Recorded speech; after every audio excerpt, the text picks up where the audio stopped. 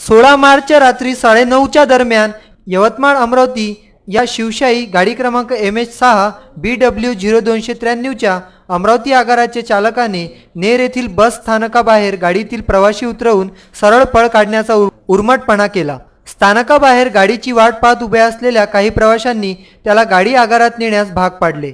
आगारात यावेळेस वाहक राहत नाही असे तो म्हणत होता।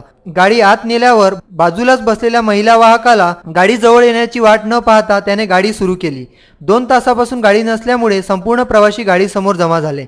लगेच बाजूला बसून असलेल्या महिला वाहकाने गाडीमध्ये येऊन सर्व प्रवाशांना तिकीट दिल्यावर त्या गाडीच्या खाली उतरत असताना तुम्ही येथे रात्रभर बुकिंग करण्याकरिता कशाला बसून राहता असा चुकीचा सल्ला या चालकाने महिला वाहकाला दिला। माझी ड्यूटी 2 ते 10 असल्यामुळे मी माझी ड्यूटी प्रामाणिकपणे करीत आहे असे उत्तर त्या महिला वाहकाने या शिवशाही गाडीच्या चालकाला दिले। याच कालावधीत 8:45 ते 9:15ला अमरावतीकडून यवतमाळला जाणाऱ्या 2 शिवशाही गाड्यांच्या चालकांनी सुद्धा आपल्या गाड्या नेर बस स्थानकात नेल्या नाही। यातील एक चालक तर बस स्थानकाबाहेर देखीलही थांबला नाही व एका चालकाने रोडवर गाडीतील प्रवासी उतरवून दिले।